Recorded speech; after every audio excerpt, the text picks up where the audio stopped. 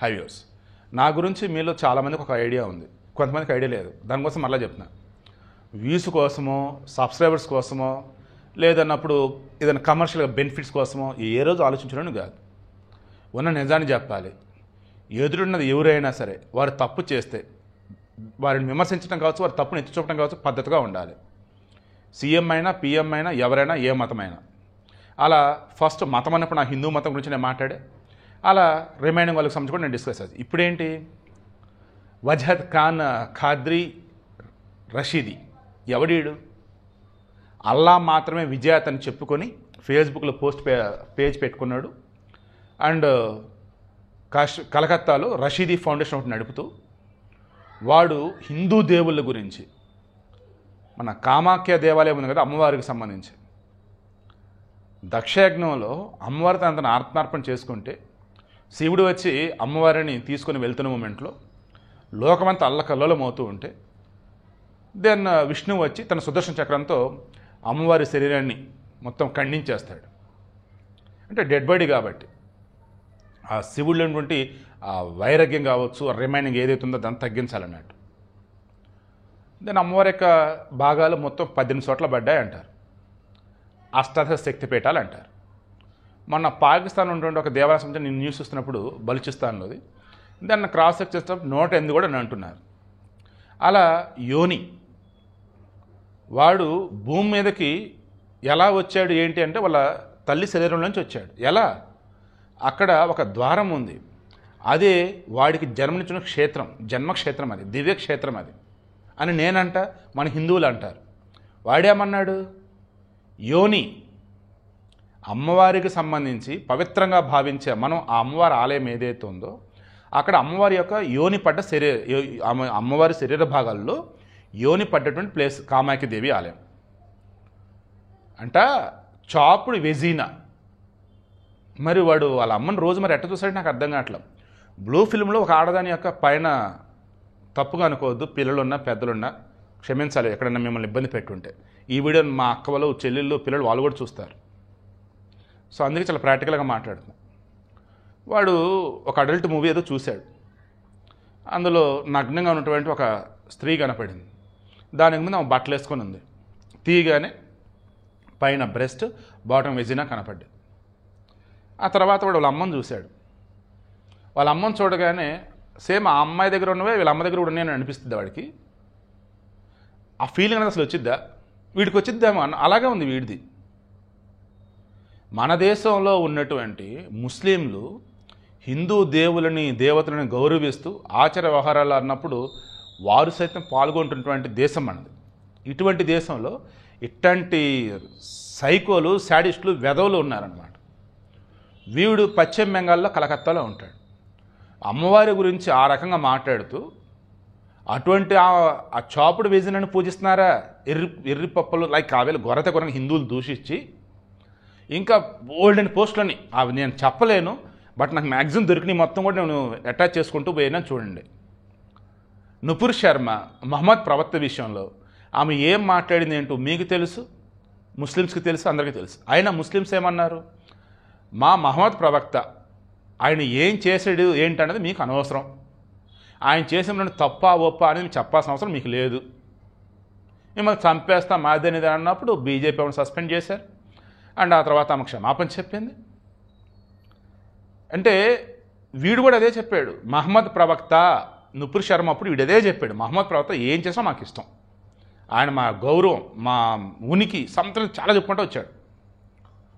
అతనికి సంబంధించింది ఉన్న విషయాన్ని ఆమె చెప్పిన విధానం వేరే ఉండొచ్చు, ఉన్న విషయాన్ని చెప్పింది అనగానే అస్సలు ఊరుకోలేదు, అంత నిరసనలు చేశారు. ఈవెన్ ఆమెకు సంబంధించిన పోస్ట్ ఎవడో షేర్ చేసిన చెప్పేసి వాడిని సైతం చంపేశారు మహారాష్ట్రలో ఎక్కడో. అంత ఇదిగా మీరున్నారే, మరి మా అమ్మవారిని అంత గొర్రెతగొర్రె నువ్వు అనవచ్చారా? వీళ్ళు కేసు పెడితే కేసు తీసుకోలేదు పశ్చిమ బెంగాల్ పోలీసు, కలకత్తా పోలీసులు. మరి ఆ కలకత్తా పోలీసులో మన బానిసలు వాళ్ళకి తెలియాలి. తర్వాత హిందువులని దారుణని వీడు దూషిస్తూ యూరిన్ తాగుతారంటూ గొర్రెతగొర్రగా మాట్లాడాడు. హిందూస్ అంటూ అదొక బూతు, అదొక రకంగా మరల. అండ్ వీడేదో పోస్ట్ పెడితే దానికి ఎవరో కామెంట్ పెడితే ఆ కామెంట్కి రిప్లై ఇచ్చాడు కదా, పచ్చి బూదులతో అనమాట రిప్లై ఇచ్చింది వీడైతే. ఇటువంటి వాడిని అసలు భూమి మీద ఉండకూడదు, కాల్చి అవతల పడేయాలి, చంపి అవతల పడేయాలి. అసలు వీడు బయట ఉండకూడదండి, జైల్లో నాకు జీవితాంతం మగ్గాలి. టెర్రరిస్ట్ కన్నా ఘోరం ఇటువంటి వాళ్ళు. అటువంటి వాడి పోస్టులు ఈరోజు చూస్తే ఓన్లీ వాడి ట్విట్టర్లో ఎవడైతే వాడు పర్మిషన్ ఇస్తాడో వాడే పోస్టులు చూడగలుగుతాడు. అలాగే ఫేస్బుక్ పేజ్ అవన్నీ హైడ్ చేసుకున్నాడు. వీడి మీద పశ్చిమ బెంగాల్లో కేసు తీసుకోలేదు. చివరి కేసు ఎక్కడ తీసుకున్నారు? గౌహతి అమ్మవారి కామాఖ్య దేవాలయం ఉండేది అక్కడ కేసు తీసుకున్నారు. ఇంకొకటి హిమాచల్ ప్రదేశ్ డార్జిలింగ్లో కేసు ఒకటి తీసుకున్నారు. డార్జిలింగ్ వచ్చేసి పశ్చిమ బెంగాలే కదా, ఆడ కేసు ఒకటి తీసుకున్నారా లేదన్నప్పుడు వెనకాల అటాచ్ ఎఫ్ఐఆర్ నేను సరిగ్గా పూర్తి చూడలేదు. ఎఫ్ఐఆర్లో వచ్చేసి నేను చూసింది ఏంటంటే కేసు తీసుకున్నాము బట్ ఇది కేసుగా ఫైల్ చేయలేమన్నట్టుగా ఏదో చెప్పినట్టున్నాడు ఆడు. ఏది పశ్చిమ బెంగాల్ డార్జిలింగ్లో. బట్ ఢిల్లీలో ఒక కేసు, గౌహతిలో ఒక కేసు అయితే ఫైల్ అయినాయి.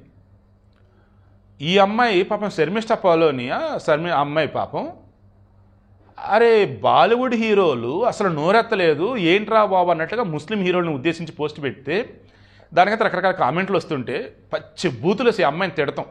మరి ఇంట్లో వాళ్ళకి అమ్మలో అక్కలో చెల్లెలు ఉండరేమో మరి వాళ్ళకి ఇలా బూతులు తిట్టే వాళ్ళకి ఎవరైనా ఒకటైనా అనిపించింది నాకైతే. ఒకసారి మన దగ్గర కామెంట్లు పెడుతుంటారు, వైసీపీ బ్యాచ్ పేటీఎం బ్యాచ్ కూడా ఘోరం కామెంట్లు పెడతారు కొంతమంది. నాకు అనిపించింది అనమాట, ఓహో ఇంట్లో వీళ్ళ అమ్మని అక్కని కూడా అలాగే అంటారేమో, అలాగే చూసుకుంటారేమో అని. తప్పుగా అనుకోద్దమ్మా, అంత కోపం అంత బాధ నాకు ఈరోజైతే.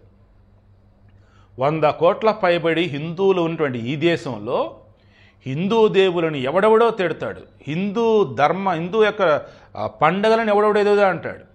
అదే మన దగ్గర స్వామి తెలుగు పాస్టర్లు అని చెప్పి తిరుగుతూ ఉంటాడు కొంతమంది పనికిమాలిన వాళ్ళు. మనం చనిపోయిన వ్యక్తి కావచ్చు, ఇంకా బతుకున్న వాళ్ళు కావచ్చు, చాలామంది ఇళ్ళలో కొంతమంది ఇప్పుడే మారుతున్నారు.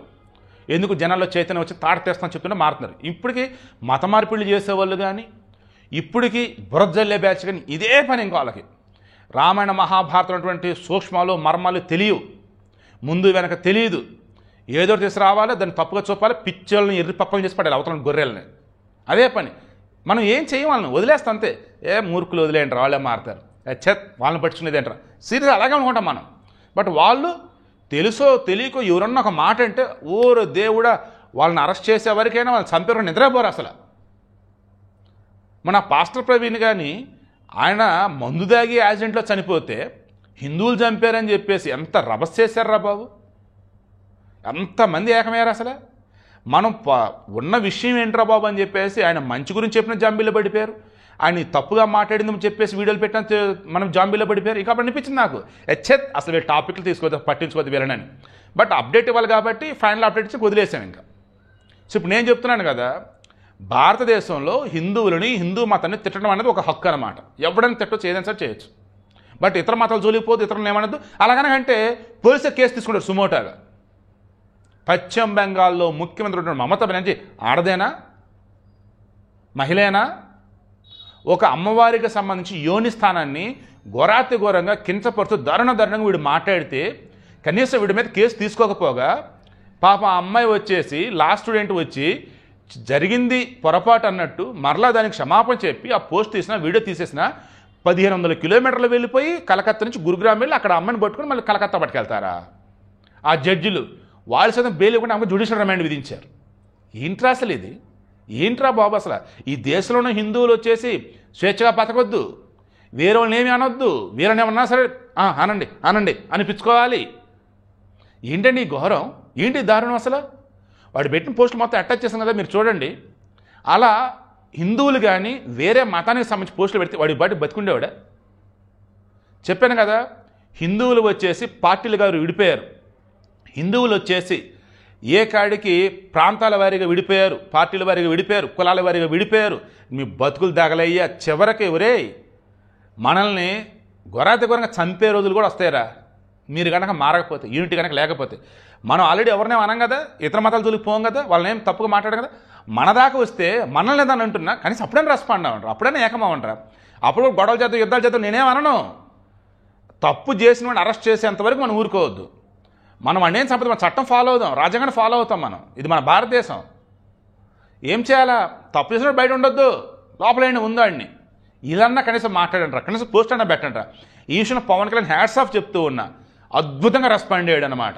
ఒక్కడు కూడా ఆ రకంగా రెస్పాండ్ అయ్యాడు లేడు.